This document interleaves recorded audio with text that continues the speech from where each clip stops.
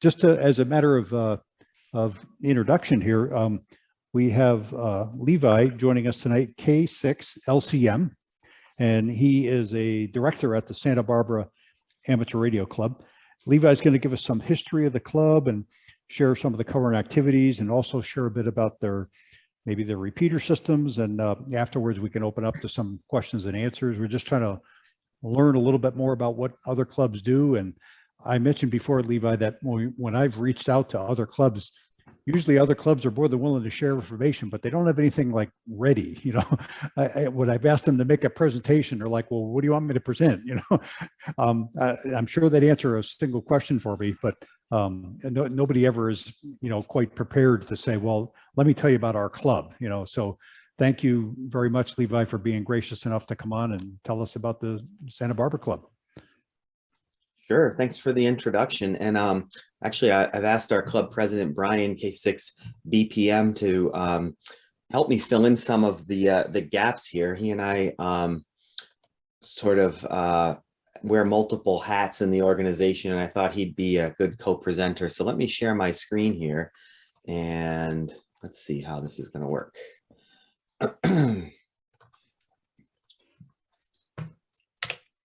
Okay, I think the best way to do it is, you all can see my screen, I assume? Yes.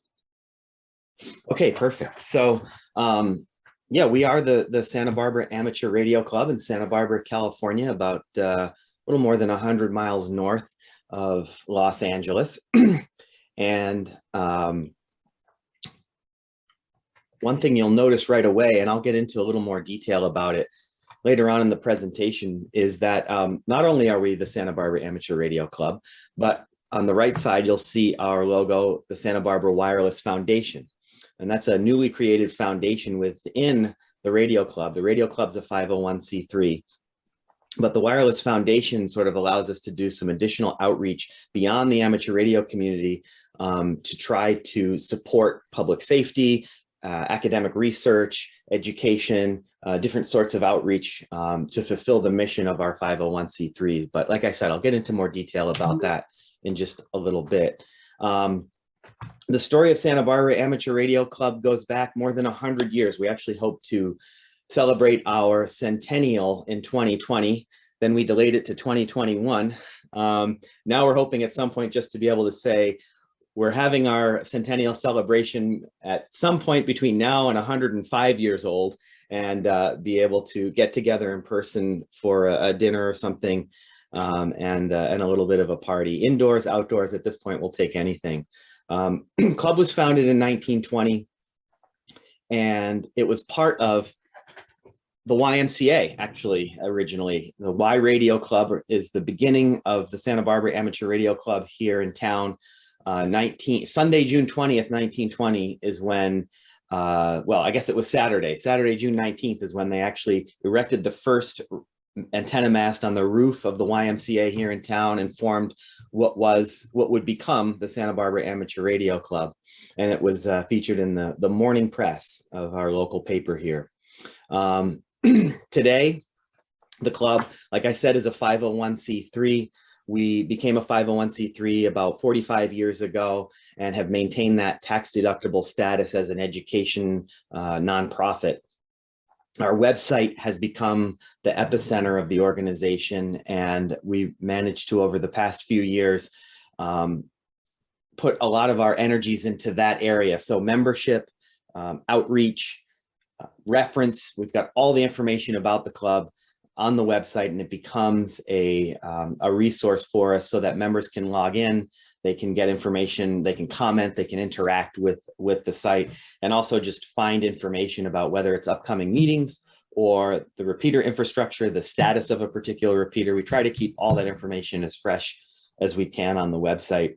Additionally, on the site, and this has proven really useful in emergency situations like the fires that we unfortunately have here in Southern California, and I'm sure you guys deal with in the Tucson area as well.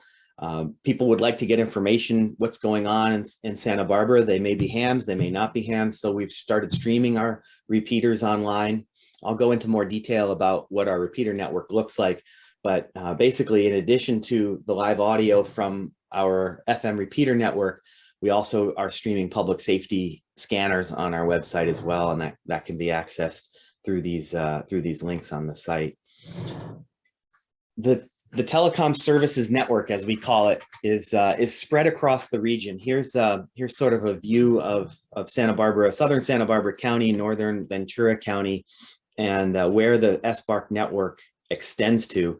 You'll notice that we cross the channel here. The California Channel Islands are a chain of 8 islands. There's 4 of them visible here. There's a few more to the south, and there's southeast. These Levi, 4. I didn't see a change in your screen. I don't know if it's just me or everyone. Oh, what do you see? I just see the opening slide, the organizational overview. Okay, I'm seeing the map. I'm seeing the map. Thank you. Yeah. Okay, never mind. I'm Ignore me. seeing the map. Okay. I'm seeing the map. All right, good. Not sure, Dave. It sounds like something local, but so the Santa Barbara, California Channel Islands are mostly uninhabited. There's a few ranger stations and some communications sites, one of them which we're fortunate to be at, but these islands are part of the National Park Service, and Santa Cruz Island, this one that we're on, is part of the Nature Conservancy and the National Park Service. So we're very fortunate to be out here. And in a little bit, I'll show you what that repeater coverage looks like. But this is the tallest ocean island in the lower 48. So obviously Alaska and Hawaii have huge islands in the ocean. But in the lower 48 at over 2,000 feet tall, this is the tallest island in the ocean. So we have great coverage of the California coast from basically Los Angeles up through southern Santa Barbara County from that site.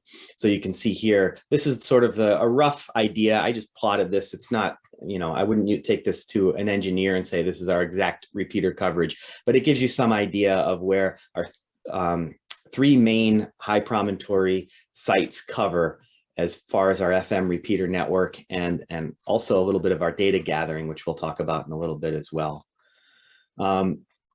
Looking first at the mainland before we go out to the island, the repeater assets and other systems assets that we have in Santa Barbara County include Santa Ynez Peak over here, La Cumbre Peak, University of California, Santa Barbara.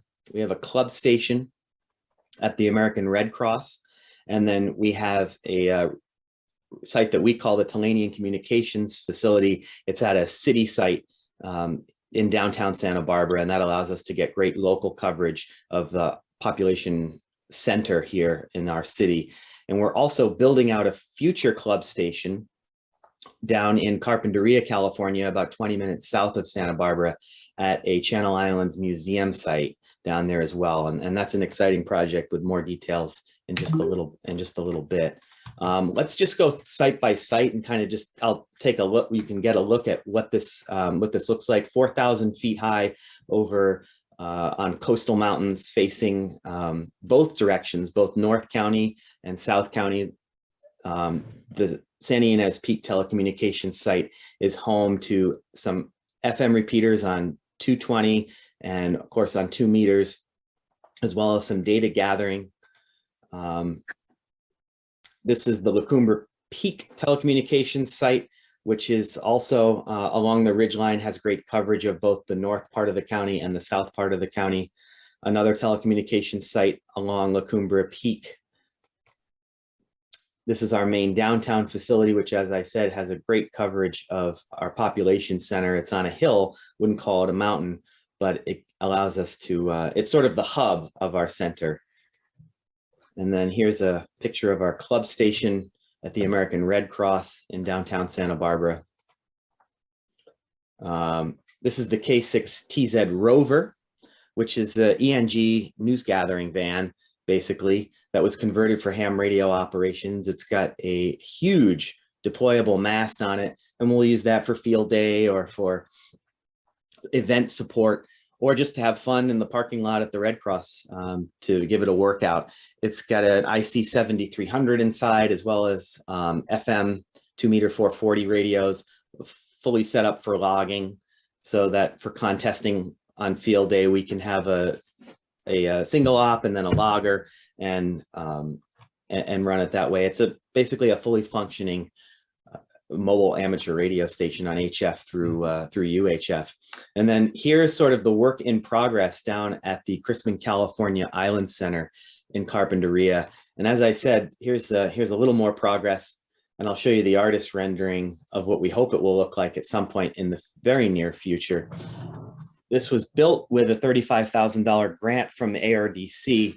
And I think one of the reasons ARDC was interested in what we were doing is because of the outreach. This is in a public space. So the idea being that we can go down there and operate when folks are coming through the museum, and we can tell them what radio is. We can tell them about the rich history of radio in Santa Barbara County, as well as some of the uses of radio out on the Channel Islands in the past. Actually, to this day, there's very poor coverage of any kind of cellular system out on the Channel Islands. And so radio becomes a primary means of communication, especially for folks who are out there for an extended period of time, mariners, of course, aviators who go out to the island. Radio is their only link. And the radio club, SBARC, our radio club, not only maintains amateur systems, but sort of to earn our keep out on the Channel Islands, we also maintain some commercial and aviation radio systems out there to facilitate the operations that go out on the island, because they're so remote and because radio remains a vital link out there. So this station, we're hoping, will open this spring, possibly this summer. When it's staffed, obviously people can come in and ask us questions. If you've ever been to Los Angeles or Long Beach, where the Queen Mary is, you know, they have a radio station on the Queen Mary, and when it's staffed, people who are staying on the boat or in the hotel can come in and check it out and ask some questions. Our hope is to do something similar, but then also have it be an interactive display so that people who are standing, if you look, well, let me see if it will let me go back. I'm not used to using this presentation software. Yeah, so there's a front rail here. So folks who come in can't actually touch and operate the radios without being invited behind the counter. But our hope is that they could stand on the public side of the counter and interact with a touchscreen or a button display that would allow them to activate different demonstrations, like scanning, maybe go to some known active frequencies, bring up some interactive displays on the large screen monitor, the big screen TV on the back, that would tell them a little bit more about the club and about our presence on the Channel Islands. So looking out across the Santa Barbara Channel to Diablo Peak, the tallest peak on Santa Cruz Island, will take you to the next site in the telecommunications system, and that's the Diablo Peak site on Santa Cruz. I wanted to show, we don't necessarily have to watch the whole thing, but I thought we would watch a little bit of this this slideshow, which takes you out to Santa Cruz, because it's such a unique place to be on Diablo Peak. As I said, the islands are mainly uninhabited, so I'll probably turn the music down a little bit and talk through it a little bit. The island is mainly uninhabited, so you can get out there, and the public is welcome to go out to the national park section. You can take a boat out there and camp for the night as a member of the public. You can purchase, I think you have to purchase a pass to go out, a camping pass, so they limit the number of people who are out there at any given time. And you can take one of the Island Packer boats, which is a concessionaire that takes people out to camp. But we need to get to the peak, and that's 2,000 feet above rugged terrain and unforgiving landscape out there. And we're fortunate to have the support of Santa Barbara County. They call it the Air Support Unit. It's a combined unit between the Santa Barbara County Sheriff's Office and the Santa Barbara Fire Department, Santa Barbara County Fire Department. And because we help them out, they're willing to help us out when they've got room. They'll take us out there. Aspen Helicopters, which is a private helicopter company in the area, will also occasionally take us out. We're fortunate in that we are able to make one, maybe two, if we're lucky, 3 trips out to Santa Ynez, to Diablo Peak to do this kind of maintenance. throughout the year. And as you can see, it would be a bear to hike up that, especially given that the closest you can get by motor vehicle is way down at the bottom. There's no roads that take you up there. Everything on that site was brought in by helicopter or on someone's back hiking it up to the top of the peak. This is a Firehawk helicopter, which is a converted military Black Hawk helicopter that was given to Santa Barbara County and converted for firefighting operations. So it's an impressive machine, although you'll see I was on this particular trip and it's extremely loud. And I wish that someone had told me they weren't going to provide aviation headsets, because I would have brought my own earplugs. In a second, we'll get inside, but these are images taken from our webcam out on Diablo. As I said, we have a FM repeaters. We have an FM 220 and 2 meter repeater out there.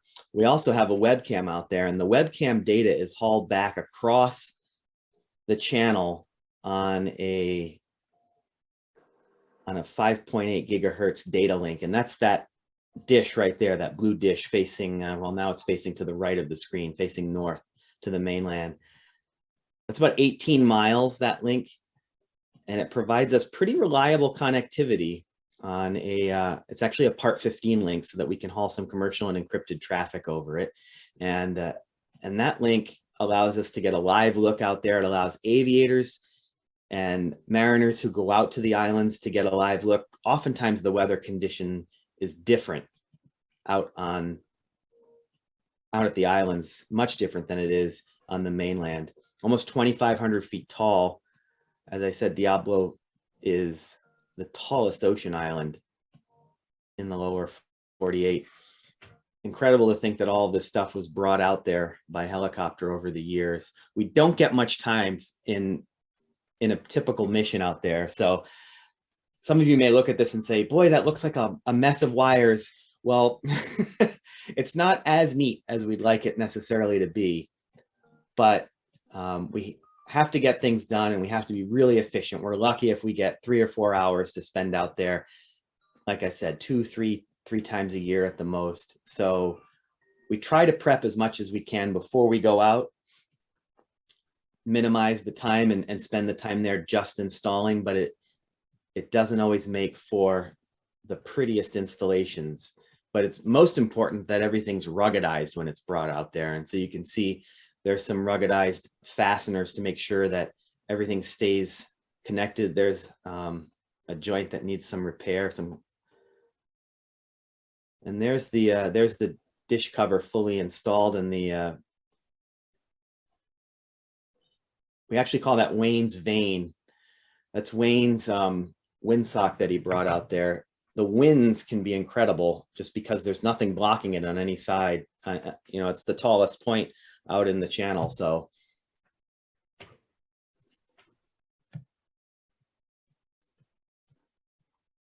when it's time to go, they'll do a pass, let us know it's time to pack up, and then we just have a few minutes to hop back in the helicopter. They don't like to shut down, so we'll get in with it running, and we're gone for the day. Let me see. I'm going to let this run through because some of the shots of the backside of the island are really,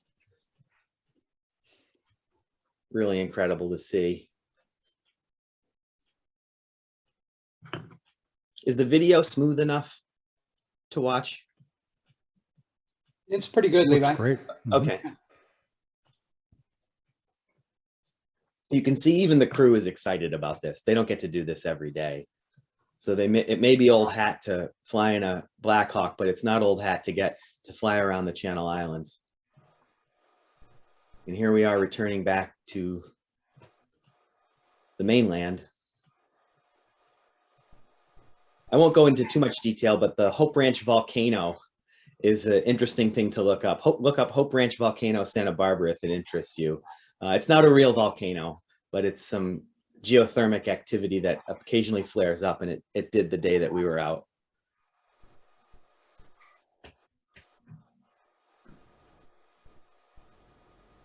And that's pretty much it, I think. And then they fly away, right? Yeah.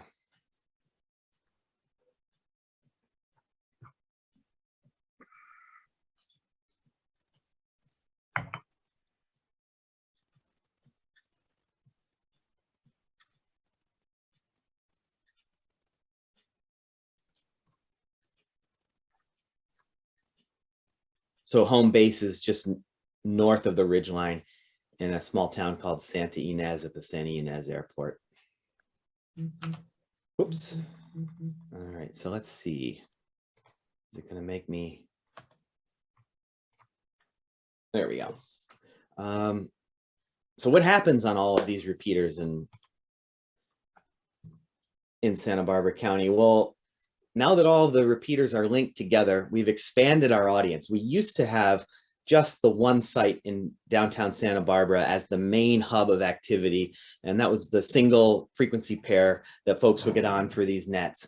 In the past 5 years, we've expanded to the Santa Ynez Peak site. We've extended the links out over the microwave digital link to make an all-star link to the Diablo Peak repeater. So now we're pulling in folks from as far north as San Luis Obispo County and as far south as Malibu. And on our now linked repeater network, we have a cuckoo net every morning. On Tuesday nights, we have a digital communications net, which discusses all things digital and special modes and for slow scan TV. We talk about Arden mesh networking and DMR. And that's a really popular ongoing net that Brian is the net control for, BPM, our club president. And then Wednesday night is the club net. It's probably the longest running net. It's a trivia night, sort of more informal social net. And then on Thursdays, we have a swap net, which has been handed off to 2 or 3 different net controllers over the years that have kept it going. And after swap net is the technical mentoring net, where we encourage new hams to get on the air and ask any question they want. Our motto is no question is dumb. Everyone's probably asked that question at some point. And so some weeks we get on there and it's the same old crew and we're short on questions, and other weeks we get 15 new hams checking in and they've got all kinds of questions and people are happy to answer them. So it's a fun net and you just never know what you're going to encounter on it. And sometimes you'll find out that people have a particular interest or a particular area of expertise that you didn't know about. And it's a great place to share your knowledge or share your failures. You can tell people what didn't work and save them some time. As I mentioned at the top of the presentation, the Santa Barbara Wireless Foundation is a new part of our organization. And we created it because the Radio Club has been 501c3 for about 45 years or a little longer. And we've done outreach and we've done school science nights. We've done ham testing and ham classes, but we're finding that some of the requests for us were, hey, we know that you are gathering data about, for example, we have, I don't know if you know what AIS is, but AIS is a vessel tracking system. So we're able to, from our various sites, listen to the marine band and track these boats all around the channel. And we were just doing it for fun. And one day we got a call from Scripps Institute down in San Diego, and they said, you've got all this data about boats and we're studying whales. We want to know where the whales interface with the boats so that we can try to keep them apart from each other. And so we said, sure thing, that's an interesting thing that we could support. We started it because it was digital radio and it just interested some of our members. And all of a sudden there was a use for it and we could actually help people. So it's not amateur radio, but it's radio and its effects reach outside of the amateur radio community. So we decided to create this initiative called the Santa Barbara Wireless Foundation to be an umbrella for all things like it. We're also doing ADSB aircraft tracking, which is simple to do with an RTL SDR dongle on a Raspberry Pi radio. You've got less than $100 invested to be able to ingest this information that's freely available over the air. So we've made a website for it. It's if you go to SBWireless.org, which is the hub for the Wireless Foundation, you'll find links to these. But we're finding that there's a use for some of the things that we just do for fun. And if we can reach out and we can help the community and we can provide assistance to public safety, for example, when there's aerial firefighting operations, you can go to our ADSB tracking website and see exactly what's going on with aerial fire ops. If you go to some of the commercial tracking sites, you won't get as up-to-date or as current information. Some of those sites are delayed up to 15 minutes. So what you see is what you get with the system that we've developed here. And that's really a useful thing for public safety, for educational use, and for other purposes. So that falls under the Santa Barbara Wireless Foundation. We're also doing a scholarship fund through the foundation where we raise money for the fund, and then we choose a graduating senior who's going to be studying STEM, some STEM field. And we prefer if they're a ham, but it's not necessarily a requirement that they be a licensed amateur radio operator. And that's another, it's great outreach for the club. It allows the club to help folks. It gets people engaged with giving and development in the organization. And with the Wireless Foundation name, we can reach beyond the amateur radio community to affect some change and hopefully let people know in a backdoor kind of way that that we're hams. And I'm sure, as an amateur radio club, you've encountered this, and it's an unfortunate part of being a long time service. Amateur radio has been around before broadcast radio. So oftentimes when people think about the word amateur radio or what they think of an amateur radio operator being, it doesn't always bring to mind state-of-the-art technology. And so to try to dispel that, or at least show them what we do without telling them we're radio amateurs right off the top, Santa Barbara Wireless Foundation allows us to get our organization out in front, show them what we're doing today. And then we say, oh, by the way, this is amateur radio, but we don't get that prejudice of leading with amateur radio in the name for people who don't know what the service is all about.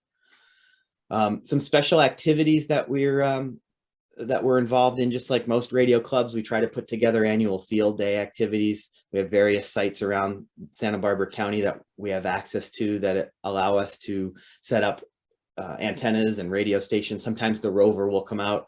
Other times we'll operate from personal vehicles and folding chairs and tables. We have an active VE team that, with the help of the club, is able to promote and get amateurs in, new amateurs, prospective amateurs, as well as upgrading licensees. We do event support, which is a really important part of the outreach with ARIES.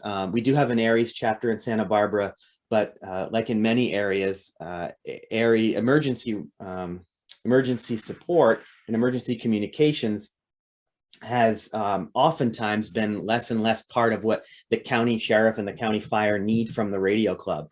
And so what we find is that we get practice, and we're able to keep a lot of people's skills sharp for operating for events by supporting things like the parades and the foot races and the bike races that happen in Santa Barbara, so that people have experience not just operating from their chair, but out in the field. And that keeps people on their toes. Unfortunately, we haven't had as many of these in the past couple of years, but here's Rick and Dorothy showing their setups for Old Spanish Days, which is a historical celebration in Santa Barbara that's known locally as Fiesta.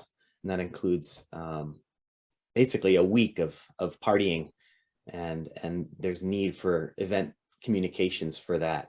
We've also supported educational initiatives. This is a project that I did as a high school teacher years back with my students.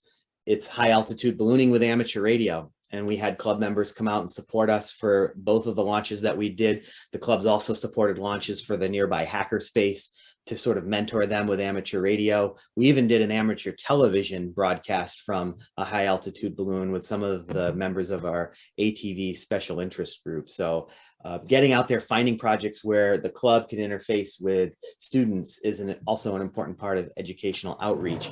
And we also do that with, over the years, 3 ARIS contacts that SBARC members have supported.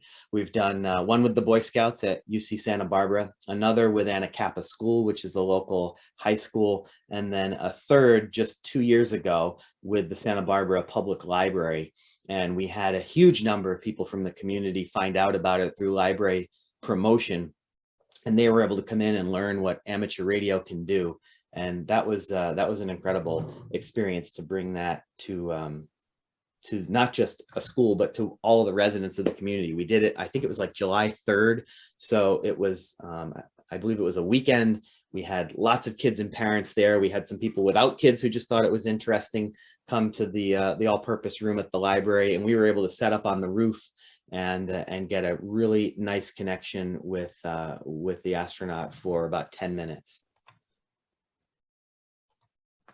The organization, don't know what your organization looks like. I think I gleaned from listening in for a little bit that it sounds like anyway that that you guys have staggered terms with the radio club in Tucson, Oro Valley. We just have a slate every year of board of directors, and that includes the executive committee, president, treasurer, and secretary, as well as the directors at large. So all of those are elected each year in November. This is the current slate, the current board of directors. And Hey, Levi, can you hear me? yes. I'm sorry to interrupt, but your video, the slide display is cut off on the left side of our screens here. It's not all the way on our screen. There you go. Now you're a little to the right. So come back just a little bit.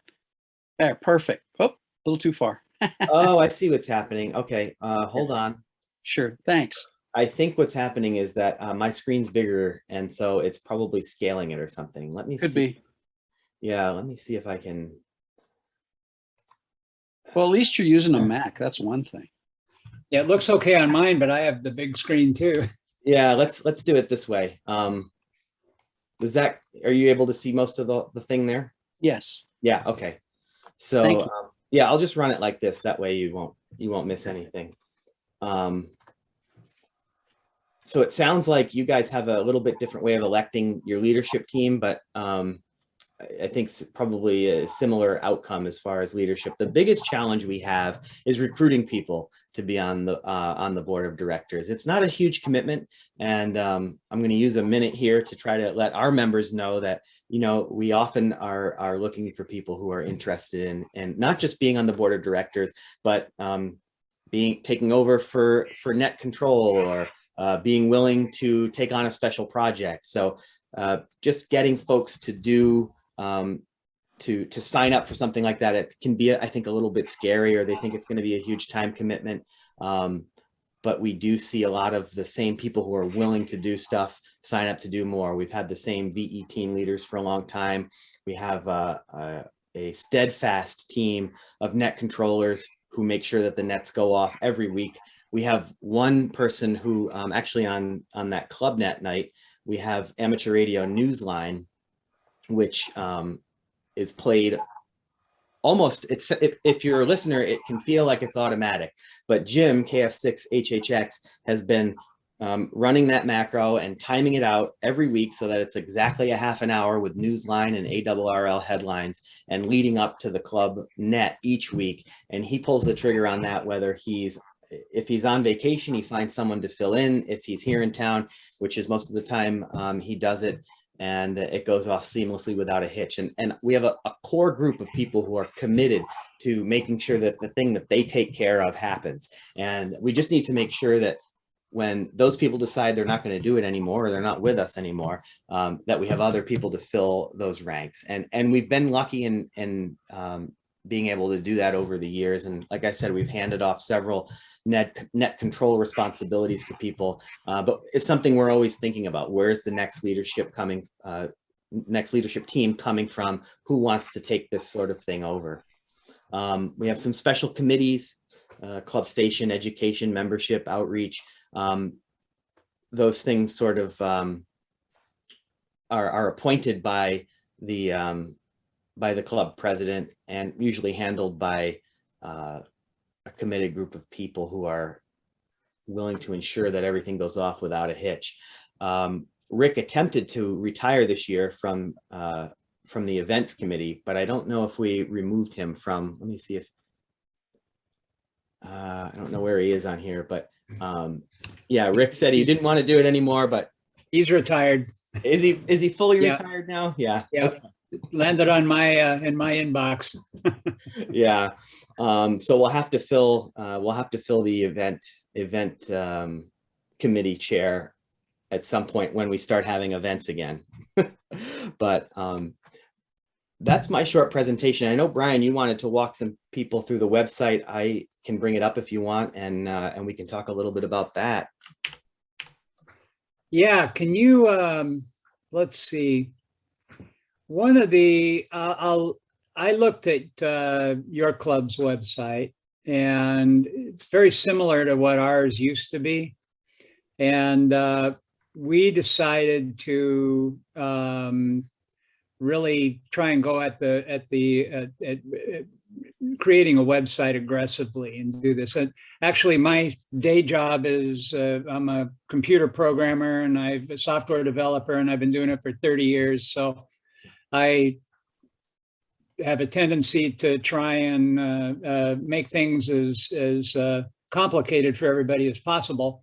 But we went from a static website and created a WordPress website. It was real clear. We had at the point, this is what, about 7-8 years ago now, I think. Yeah. We had one guy that managed the website, and so we'd have to contact him if we wanted to change something, and he'd get around to it when he got around to it. And we wanted to go to something that would be that we'd have the ability of recruiting other people to help maintain it. So Levi and I do most of the main content, but we have someone else that manages the SwapNet listings. Can you go to the SwapNet page? So we give them, WordPress lets us give various permissions to different people so that they can do things. So we have another member who manages all the listings when we have a member that wants to sell something, or if they're looking for something, they can put it on our local SwapNet page. Interestingly, because we've made sure that these are indexable for search engines, a lot of this stuff appears on the internet at large, and some of our members, Levi included, have sold things that they were selling to people in other states. So it gives our club a lot of exposure that way. People see our ads. Let's see, what else can we, go to the Technical Mentoring and Elmering.net page. Now, the one of the things that we do, as Levi indicated, is that we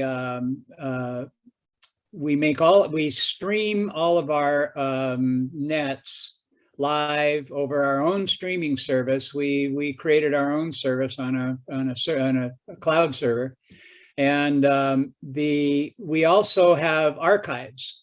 Now, what you can see here, the Technical Mentoring and Elmering.net is one of the more interesting ones, especially for new hams, people learning about things, and maybe they want to go back and listen to some of the nets. We maintain another website that has all of our recordings of all of our nets going back now several years.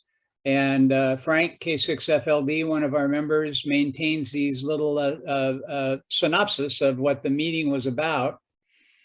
And actually go to the, yeah, there you go. So we created this page for all of our nets, and they can go back to a certain date and listen to whichever one they want to, and in its entirety. And it makes it very, we save these for posterity, number one, and number two, makes it very easy for a new member, for example, and he wants to hear all about antennas, or he wants to hear, how do you program a Bofang radio or something? Well, maybe we covered that in one of these Technical Mentoring and Elmering nets, and he can go back and find that in the list of episodes, if you want to call them that we've had, and listen to the entire net. So I don't know how many people actually do that. I know it's done occasionally. It's not like they're streaming all day and listening to, it's not like Netflix or something, or but it is there for reference, and it also leaves it for the next group of hams that come along, and we're leaving something of the club in the 2020s. People will be able to go back and listen to that stuff years and years and years from now, when all of us have long since moved on. What else is the one of the things that happened was around the time that the website became more active. It was good timing, because it was harder and harder to get people to put together a monthly newsletter, and we started to go quarterly, and then it was annually, and then we were lucky to get one. And so we started to realize that we needed, just like a lot of print journalism outlets, that we needed to be more adaptive to what was happening. If something was happening this weekend, people often wanted to know about it the following week, not 3 months later in a retrospective. So we don't publish Key Clicks anymore, which was our monthly paper printed and mailed newsletter. And a lot of people were sad to see that go. But as a volunteer driven organization without any paid staff, it was becoming impossible to put together a newsletter like that in this day and age. I think the people who were doing it were feeling like that people didn't care about it anymore, which wasn't true. But there was also a sense like it was harder and harder to get authors to write for it, because it wasn't that big a deal to be in print anymore. Now everything was online. So if someone had written, if they were going to write something, they'd almost rather write a blog post about the parade that they did last weekend than write something 2 months later about it for a printed newsletter. Just a change in sensibilities over the years, and the website filled in that gap and became sort of our electronic newsletter. So now when something happens, like our trustee emeritus Bill goes out and visits all 8 Channel Islands, we can post it the very next day and let people know what happened, and not have to wait to share it and let it be stale news by the time we do. So it's done a lot to improve member engagement. At first, people, I don't think they really trusted it. It was like they were kind of thinking it was a new look, but it was going to go the way things usually go, and it was not going to be maintained. But that didn't happen. We maintained it. We kept on it. We kept improving it and adding stuff to it.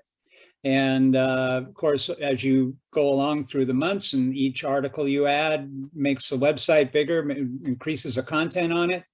And now everybody goes there. That's the first place they go. Now, when we have a meeting or something notable, we'll usually publish a link on our Facebook page, but it always points back to the website. So, people will go there and they'll see that there's always something new going on. They can look at the calendar. That's always maintained. See what events are coming up, something they might want to volunteer for. It's really it's developed into quite a huge resource, and we have now close to, I'd say we'd probably do an average of about 6 or 7 postings a month. Aside from the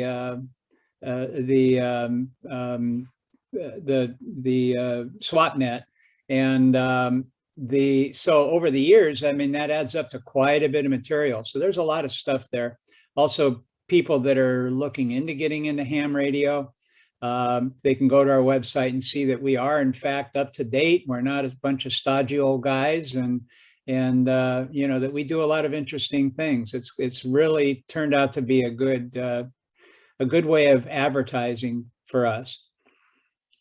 And we built now a huge library of our club meetings, which are archived on YouTube and posted on the website as well. So sort of a nice Well, that's one thing that COVID kind of did Outgrowth. for us. Yeah, an outgrowth from COVID, or one positive thing from COVID. So I see that the Oro Valley Club is doing hybrid meetings. So we're thinking about how to do that. And we might be asking you guys what's worked and what hasn't as far as that, because we've been exclusively online for 2 years, but we're hoping that maybe come springtime or summer that local conditions here will permit us to meet in person at our old stomping grounds.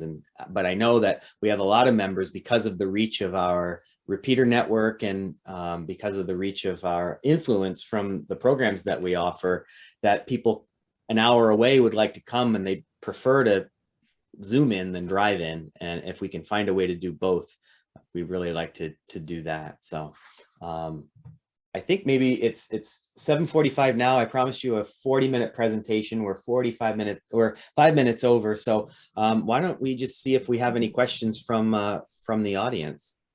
Yeah, that's fine. Let me pass the microphone around here, or maybe there's some on Zoom too. If you're on Zoom, if you have a question too, just unmute yourself. But I got a live question here first. Okay. Yeah, this is A7GP. I was just curious, what is your average membership? How much do you maintain? We hover around 150, 160. I think we've been closer to 160 this past year.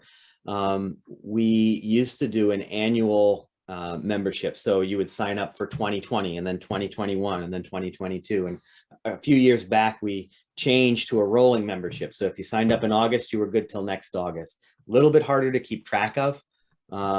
And it's been a little bit more of a headache for the membership coordinator. But what we've done is start every time we send out an email reminder about anything, whether it's about an upcoming meeting or a new hot news item, it always says along the top where the person's membership expiration date is. We try to keep it as synced as possible. Sometimes we're 2 or 3 days behind because it's not a fully automatic system, but that lets us try to keep that membership up and not let people fall behind, because it's hard to remember. Years go by quick, and someone thinks they're current, and they realize when they see this email, oh, I haven't been a member since 2019. I better renew. But yeah, even with the little glitch of switching to that annual membership and people not realizing when their due dates were, we've managed to keep it around 160, and it's been about 160 members for 10 or 15 years at least. Okay, well, thank you very much.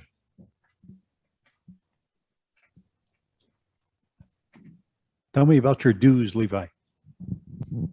Brian, you want to tell them about the dues? I don't. Yeah, our dues are $35 a year, and we've tried to keep them low. We know that we have a lot of members that we know that they live on Social Security or whatever, and the matter of fact, for a long time they were $26 a year, and then we if we want to increase the dues, we get a vote. We put it up for a vote, give our reasons why we want to increase our monthly our annual dues, and everybody votes on it, and it's usually not that difficult to get the dues raised. But we're now at $35 a year. It doesn't come close to paying for all of our equipment and our maintenance. We're lucky that we have people that are in the club that volunteer their time and frequently donate a lot of stuff out of their own pockets. But there are other clubs in California we know that are over $100 a year. So we're probably, I think it's almost it's more of a token to help out than it is to defray operating costs by any significant amount. But it all counts, and it's all appreciated. And we do have quite a few members that'll donate a little extra. Our renewal form has an area where you can donate to a specific area, like repeaters or the club station, or the education fund, or any of those special things, so that they can allocate another extra few dollars to those if they feel like it. But that's about where we are right now. Looks like Walt Brophy AL7 KE has a question in the chat room. He wants to know, how often do you have social meetings? Well, less often now with COVID. But our monthly general club meeting was our monthly social meeting. And those used to be just during the fall, winter, and spring months. And now they're all year long. So we used to take a break in June, July, and August.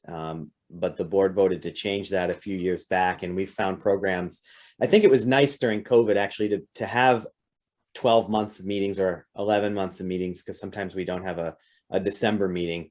But it was nice to have the routine of meeting on Zoom for people, especially during the real isolation when pretty much everything was closed. So we're hoping to resume in person, like I said, and those would be monthly social gatherings where we take care of business, have a presentation, and then oftentimes just hang out for a little bit. And we'll typically get 20, 30 people at those meetings. I anticipate we'll have that number when we return to in-person meeting, because there's a lot of pent-up desire to get together in person. One other thing we do, and we have done on a small scale throughout COVID to some extent with smaller or larger groups, but we've kept our club station open at the American Red Cross, and that's open every Saturday morning. During the height of the pandemic, we were there sort of for brief interactions with, masked gathering, and be able to program radios or get some order of business taken care of. Now that things have relaxed more, we have more members who are willing to come down and sort of have it be a little bit more of a social gathering, a social event. And at those, I don't know, Brian, how many people come in on a Saturday morning? Almost as many as come in on the monthly club meeting. Yeah, right? sometimes more. Sometimes on Saturdays, 30, 40 people may pass through the station on a typical morning. Yeah, we're open from 9 till noon at the Red Cross. And like Brian said, not everybody's there all at once. But I see that Larry, MVJ, says that he thinks it's the donuts that brings people to the club station. But I guess if they're fresh, maybe. And we're hoping that we can convince a contingency to come down to the Carpinteria station. It's a little bit of a drive, 20 minutes. In Santa Barbara, that means bring an overnight bag, but we hopefully can bring people down and get them to hang out and interact with some folks at the new club station in Carpinteria. But we anticipate keeping both of them open. Other questions? Anybody on Zoom with a question? I don't see anybody. Just a quick one. You may have mentioned it. Are your repeaters all FM? Do you do DMR, D-Star, Fusion? I didn't get into the gory details of what each of the repeaters did. And I kind of was, toyed with how much detail do we need to go into on that? And I'm glad you asked about it, because I did want to talk a little bit more about the features that we have. We have at the main downtown site, which was our original sort of location, and the one that we're installed at for, hopefully for good. We own the building there. It's a city site, but they've granted us use of that site, and we have a really nice modular communications prefab building that's located there. That building houses a 2-meter repeater on FM. It houses a 440 All-Star playground repeater. People can go in and mess around with All-Star and do what they'd like and not disturb the rest of the Link network. It's a standalone All-Star repeater, if you will. And then there's a 440 multi-mode repeater, and it uses a Pi-Star MMDVM modem system. And right now it's set up as System Fusion, which I saw you guys were really involved in System Fusion. We've had trouble getting users to make use of System Fusion. There's a handful of core people who are committed to it, but our real demand is for DMR. So we're hoping to get another repeater going on DMR for folks. Right now there's a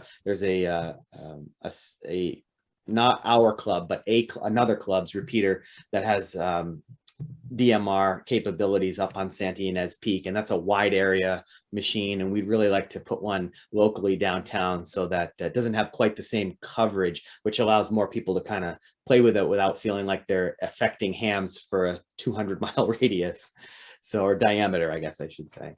So but our main traffic is on the link system, which is FM, and uses All-Star as well as microwave analog linking. So, and then we have a mesh network, which I didn't get into too much detail about. It's sort of at ebbs and flows in popularity. Right now, we're sort of at an ebb of popularity, but we've got a couple cheerleaders who are hoping that we'll start to reactivate some of those dormant mesh nodes. But we do have a pretty wide area built out of mesh nodes at various sites. And we also have 220, which is an oddball band. I don't know how much 220 there is out by you guys, but it was really popular here in Southern California when 2 meters first got filled up. And it's harder to get people on today just because there's few radios that are being made that support 220. But we have a fairly robust 220 network. It's all linked to the 2 meter network. And we try to encourage people to get on it whenever we can, because we want to keep those frequencies being used and let people know that it's an option out there. So that's sort of the rundown of our network. I see a question from Walt again, AL7KE, who says, what's All-Star? So All-Star or All-Star Link is a system that allows you to, it's basically like a PBX for your repeater. It allows you to make calls and links across the internet and link multiple repeaters together. So if you've heard of Echolink or IRLP, it's a more robust, actually it sounds better, has a lot more capability than those systems, but from a user perspective, it's a lot more complicated to use. So there's a little bit steeper of a learning curve, but it's a great system for us because it's what allowed us to, in the early on, get our repeaters linked over our microwave data links. So we put a microwave data link up, we put an All-Star connection up there, and now our 2 repeaters are linked to one another without having to do any frequency coordination, but also without having to rely on the public internet because we owned all the data link paths. You know, can I add something? You've heard heard Levi talk about the microwave data link. One of the things that we also have built into this from day one is a wide area network that we use. It's a local area network, but it covers a wide area. We actually have all of our sites are linked via a normal network, just like you might have in your house. That allows us to do maintenance on about, if it doesn't require, hands-on screwdrivers and pliers and soldering irons, we can do about 90%, maybe even higher than that, of the maintenance on our equipment without leaving our desk. So we've built in access to all of our various computers, no matter what they are, whether they're Linux computers, Raspberry Pis, Windows servers, Windows computers, whatever. And everything can be operated remotely. We can run tests on things remotely. We can access repeater controllers remotely. And it allows, there's a small team of about 6-7 guys that manage all this stuff, and it allows us to accomplish a whole lot in keeping things up and running. If a link is down, we can fix it. We can fix it without getting out of our chair. If people are complaining about the one repeater isn't up, or one repeater sounds funny, or we can investigate. We can look at the bandwidth that it's being used. We can restart the camera out on the island. We can do just all kinds of stuff without even moving. And it's really helped us to manage all this stuff with the small amount of people that are all volunteers and keep all our membership happy. Yeah, here they are. So there's a 2.4 gigahertz, 5.8 gigahertz data links, and we've highlighted them on the map here. So you can see where they are. It allows us, like Brian said, to manage all these systems, but also not rely on the public internet. So if internet goes down, which, at a remote mountain site, you're often lucky if you even can get internet there. So it allows us to to basically own the network. So while it's a Wi-Fi like link, it doesn't rely on anyone else's infrastructure other than our own for the access. Okay, very good. Any other questions? Anybody on Zoom with a question? Going once, going twice. Must be getting late. It's later there, yeah. I was gonna say it's yeah. later for you guys. Okay, well, we had our regular meeting in our business meeting earlier, so we accomplished that already this evening. But want to say thank you for your presentation and for putting up with us. We didn't think this meeting was gonna come off tonight. We're happy it did. So it was excellent to hear what you guys are doing. Happy to reciprocate sometime, and if you need some help in the meantime, with the hybrid meetings and so on, give me a shout, Levi. You got my contact information there. Happy to help there. Lots of similarities between our clubs too. So it was good to hear from you, and good to know what you guys are doing out there. Thanks. If you don't mind, maybe we could get a copy of the, we didn't stream it live, but we could always post it on our YouTube too, at least just the presentation. We don't necessarily need your club business, but the presentation, so we can share it in our archive as well. Yeah, we could do that for you. Okay, we'll take care of that. Great. Can I just want to thank our SBARC members that showed up to the meeting, and we'll be back to normal next month. And I hope hopefully you learned a little bit more about how the club operates, that stuff maybe you didn't know before. So anyway, but thank you for showing up tonight. Yeah, thanks. It's a little bit like when you're watching a show and they have a character from a different show up on that show, like. Excellent. Okay. Thanks again, guys. Have a good night. Appreciate it. Okay. Thanks. Okay. Good night. Thank you all. Bye. Bye. Thank you, Levi.